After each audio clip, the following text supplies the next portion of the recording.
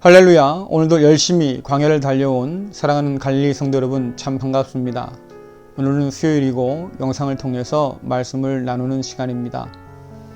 서울 이태원 클럽에서 시작된 코로나19의 확산 때문에 오늘 많은 사람들이 두려움에 떨고 있습니다. 학교를 가야 할 학생들도 학교를 가지 못하게 되었고요. 입사한 지 일주일도 안 된 우리 막내 아이도 다시 집으로 돌아와야 하는 그런 상황이 되고 있습니다. 이처럼 갑작스럽게 다가온 일들로 인해서 우리는 많이 놀라고 당황하게 되지요. 광야가 두려운 이유도 마찬가지인 것 같습니다. 광야는 언제나 예고 없이 찾아오고 예고 없이 시작되지 않습니까? 하루아침에 광야에 내던져지지요. 우리가 준비하고 맞이하는 상황들은 어느 정도 견뎌낼 수 있습니다. 흔히 예상하고 맞은 주먹은 좀 덜 아프지만, 그러나 예상하지 못하고 맞은 주먹은 아프다고 하잖아요. 마찬가지로 우리가 준비하지 못한 여러 상황들이 닥쳐올 때 우리는 당황하고 두려움에 떨게 됩니다. 우리가 성경에서 광야를 살아갔던 사람들을 지금 살펴보고 있는데요. 아브라함이나 하갈이나 요셉, 이 모든 사람들의 광야도 그렇게 갑작스럽게 다가오고 찾아왔지요. 오늘 우리가 겪는 광야도 다르지 않을 것 같습니다. 갑작스러운 실직, 혹은 갑작스러운 질병, 예상하지 못했던 이별들, 이런 것들로 인해서 우리가 힘겨워하고 아파하고 우리 인생의 새로운 광야가 펼쳐지지요. 오늘 우리가 살펴볼 모세도 그렇게 하루아침에 광야를 맞이한 사람입니다. 모세가 태어났을 때에는 애굽의 바로가 이스라엘 백성들을 노예로 부릴 때였습니다. 야곱과 그의 가족들이 애굽에 정착한 이후에 그들은 무섭게 불어나기 시작합니다. 하나님께서 아브라함과 맺은 언약대로 하늘의 별처럼 땅의 모래알처럼 아브라함의 자손을 많게 해주신 거지요. 그러나 이런 이스라엘 백성이 누릴 축복이 애굽 바로에게는 두려운 일이었습니다. 이스라엘 백성들이 저렇게 늘어가다가는 결국 애굽 사람보다 더 많아질 것이고, 결국 애굽이 이스라엘 백성 손에 들어가게 되지 않을까 걱정했습니다. 그래서 바로는 태어나는 이스라엘 백성의 아이 중에서 산의 아이는 다 죽이라고 명령을 내린 상황이었죠. 모세도 결국 죽임을 당할 그런 운명이었습니다. 그런데 유대 학자들은, 특별히 랍비들은 모세가 예정일보다 석 달 먼저 태어나서 살았다고 말합니다. 당시에 이스라엘 노예를 감독하는 노예 감독관들이 하는 일이 있습니다. 이스라엘 백성 가정 가운데서 아이를 가진 집을 파악하고 그 아이가 언제쯤 나올지 그 예정일까지도 파악하고 있어야 했지요. 예정일이 가까우면 산파를 보내서 감독하게 합니다. 산의 아이가 나오면 죽이라고 말이죠. 자, 그런데 모세가 3개월 먼저 태어났어요. 칠삭동이로 태어났습니다. 그래서 사람들의 눈을 피해서 키울 수 있었다고 학자들은 말합니다. 태어날 때 보니까 모세가 준수했다 되어 있습니다. 이것은 단지 잘생겼다는 말만이 아니고요. 그 아이가 건강했다는 뜻입니다. 그러니까 미숙아로 태어났지만 건강했기 때문에 그 부모가 키울 수 있었던 겁니다. 그리고 석 달이 되었어요. 더 이상 아이를 키울 수가 없었지요. 왜냐하면 산딸이 되어서 이제는 산파가 들이닥칠 때가 된 겁니다. 그래서 더 이상 키울 수 없으니까 이 아이를 갈대 상자에 담아서 나일강 갈대숲에 띄워 두었습니다. 갈대 상자에 실려서 나일강 갈대숲에 있었던 모세를 애굽 공주가 발견합니다. 그리고는 자기의 양아들로 삼지요. 이렇게 모세는 애굽 바로의 궁에서 무려 40년 동안 애굽의 왕자로 그렇게 살았습니다. 애굽의 최고의 교육을 받으면서 그는 건장한 남자가 되었지요. 어느 날 동족을 괴롭히는, 히브리 사람들을 괴롭히는 이집트인을 죽이게 됩니다. 그리고는 모세는 도망자 신세가 되었습니다. 여러분 한번 생각해 보세요. 애굽의 왕자가 사람 하나 죽였다고 도망자 신세가 된다. 납득이 가겠습니까? 모세의 자리, 그 위치라고 하면 이런 일 정도는 무마할 수 있는 그런 권력이 있지 않았겠습니까? 그런데도 그는 도망자가 되어야 했습니다. 왜 그랬을까 생각해 보면 아마도 애굽 바로가 모세를 위험 인물로 생각한 것 같습니다. 그가 히브리 노예를 대신해서 애굽인을 쳐 죽였습니다. 만일 이 모세를 중심으로 해서 히브리 노예들이 뭉친다고 생각하면 그것은 감당할 수 없는 위협이 될 겁니다. 그래서 모세를 죽이려고 찾아다녔겠지요. 애굽의 왕좌에서 하루아침에 수배자가 되어서 모세는 미디안 광야로 도망합니다. 여러분 누가 생각이나 했겠습니까? 이렇게 광야는 우리에게 갑작스럽게 다가옵니다. 미디안 광야에서 모세는 40년을 은둔하며 지내지요. 어느덧 모세의 나이가 80세가 되었습니다. 젊은 날의 혈기, 패기가 다 사라졌을 거예요. 무엇을 꿈꿀 수 있는 나이도 아니고요. 무엇을 꿈꿀 수 있는 환경도 아니었습니다. 성경에 보니까 그 40년간 모세는 처가살이를 했어요. 그러면서 장인 이드로의 양을 쳤다고 성경은 말합니다. 40년 동안 남의 양 치며 산 거지요. 자기 양이 있던 게 아니었어요. 여러분 중동의 문화는요. 우리와 비슷한 체면 문화라는 게 있습니다. 남자라고 하면 한 가정을 이루고 번듯한 집을 짓고 말이죠. 또 양떼를 거느리고 나름대로 삶의 터전을 마련하는 것이 남자의 체면을 깎이지 않는 일이지요. 그런데 40년 동안 모세의 체면은 구겨질 대로 구겨졌습니다. 도망자로 숨어 살면서 내 것이라 할 만한 것도 없었고 또 뭔가 꿈을 꿀 수 있는 것도 없었고 그저 살아남게 급급했던 그런 세월이었지요. 여러분 언제쯤 이 광야가 끝날까요? 모세는 광야가 문제가 아니었습니다. 이제 그 광야에서 자신의 인생이 끝날 판이었어요. 그렇게 모세는 서서히 잊혀지는 것 같았습니다. 모세에게 미디안 광야는 숨죽여 살아야 할 무기력한 땅, 무능력한 그런 땅이었습니다.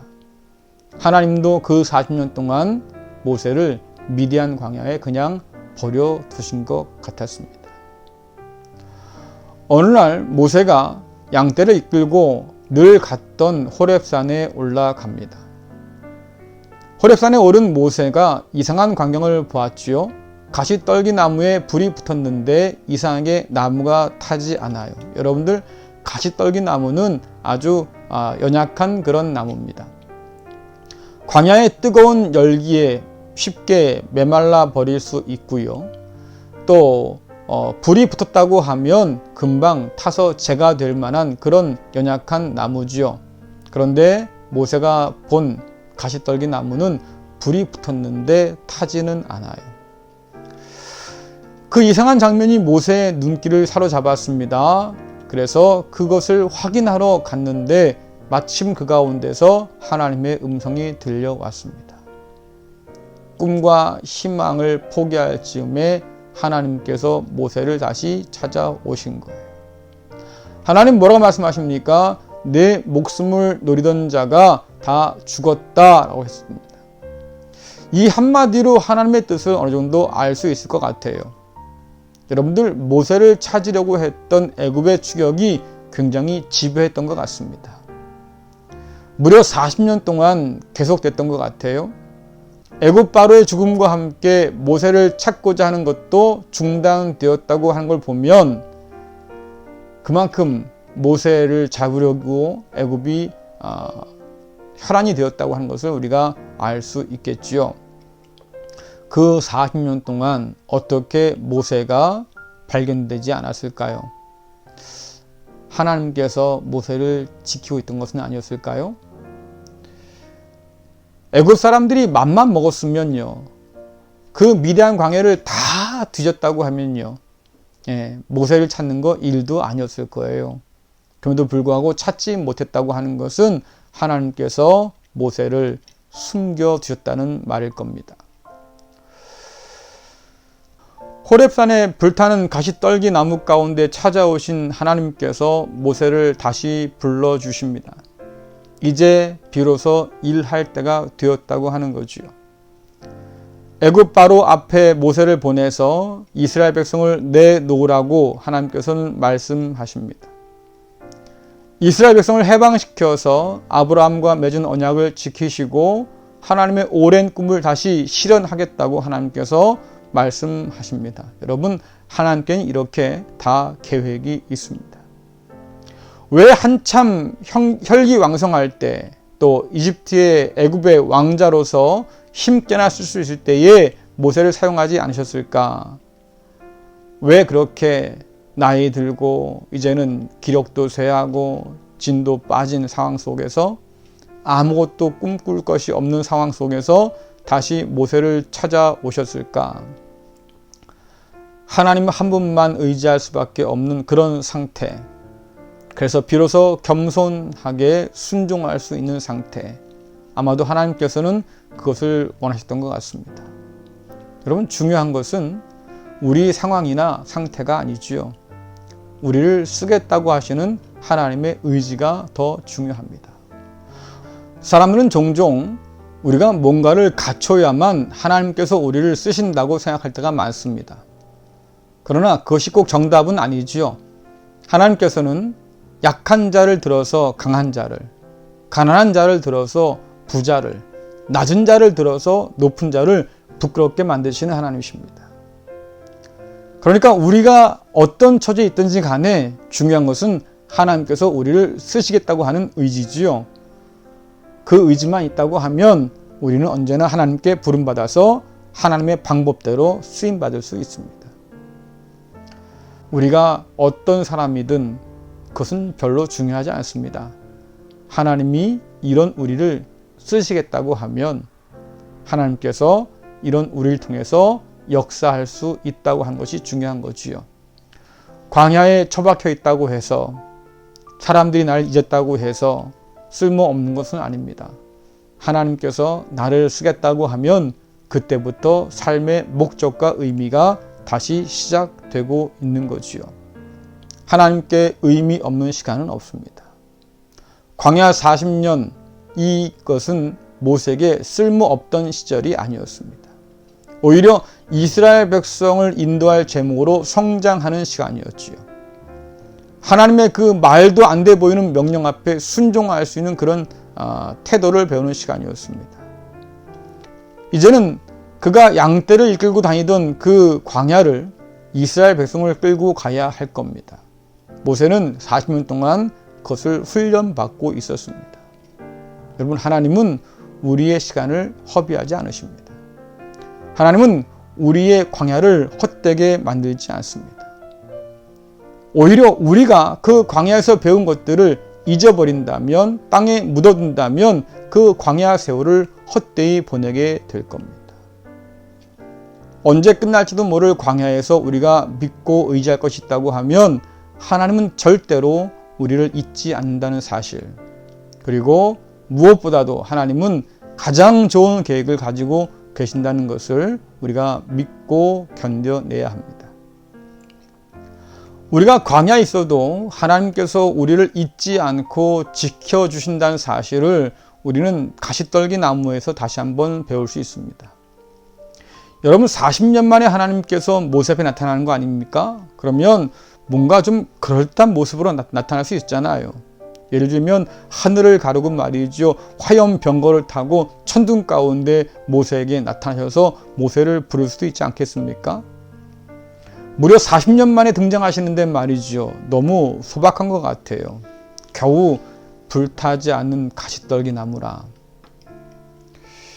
근데 여러분, 한 번쯤 더 생각해 보면 좋겠습니다. 그 가시떨기 나무가 만일에 미디안 광야에서 40년을 살아야 했던 모세라고 하면 어떻겠습니까?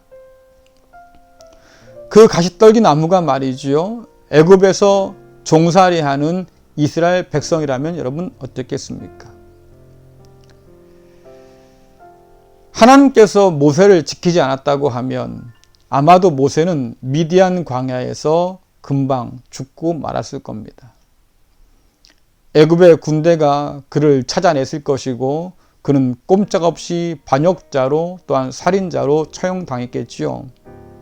그 약하디 약한 도망자 모세를 하나님께서 붙들어 주셨습니다. 가시덤불이 불에 타지만 그러나 결코 타서 없어지지 않도록 하나님께서 붙들고 계신 것처럼 모세를 그렇게 붙들어 주셨지요. 애굽 종살이에서 태어난 남자아이를 다 죽여했다고 하면 여러분 이스라엘 백성들은 지금 찾아볼 수 없었을 겁니다. 그런데 그 불꽃 가운데서 하나님이 이스라엘 백성들을 지켜주고 계셨습니다.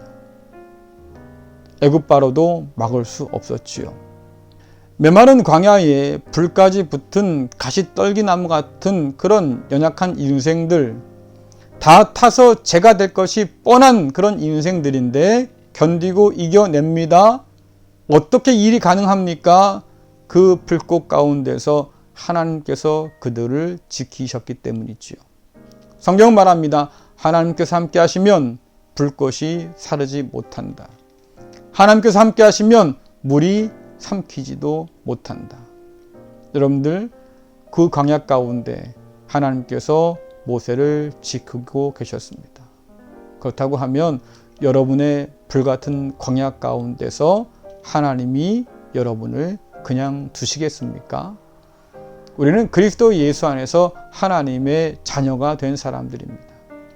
어떤 광야에 있다 할지라도 하나님이 결코 우리를 버리지 않고 떠나지 않고 그 광야 가운데서 우리를 불꽃 같은 눈동자로 오히려 지켜주셔서 살게 하실 겁니다. 이것이 우리가 모세의 광야에서 발견하는 하나님의 손길이지요.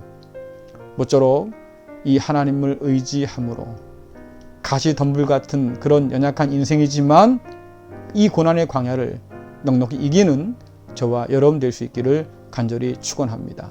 기도하겠습니다. 참 좋으신 하나님 아버지 감사합니다. 광야 한복판에 우리를 두셔도 그냥 두지 않으시고 그 넓은 품으로 안으셔서 보호하시고 지키시고 인도하여 주심을 감사합니다. 은혜로우신 하나님 아버지, 미디안 광야 40년의 인생이 모세에게 아무런 의미가 없던 때가 아니었던 것처럼 오늘 우리가 살아가는 이 광야도 의미 없는 시간들이 아니라 하나님의 뜻을 이루는 거룩한 시간으로 살아갈 수 있도록 인도하여 주옵소서. 아버지 하나님, 불꽃이 우리를 사르지 못할 것입니다. 물이 우리를 삼키지 못할 것입니다. 하나님께서 우리와 함께 하시면 이 광야를 넉넉히 이겨낼 것입니다. 아버지, 오늘 그 하나님을 우리 광야에서 만나게 하시고 그 하나님과 함께 동행함으로 끝까지 견뎌내고 이겨내는 복 있는 성도 될 수 있도록 주여 도와주옵소서. 예수님의 이름으로 기도드리옵나이다. 아멘. 네, 여러분 마치겠습니다. 이후에 기도 제목들 참고하셔서 함께 기도하시면 좋겠고요. 돌아오는 주일은 부활 감사주일로 예배합니다. 여러분 꼭 오셔서 함께 부활을 축하하고 또 감사하는 그런 복된 시간 되시기를 바랍니다. 마치겠습니다.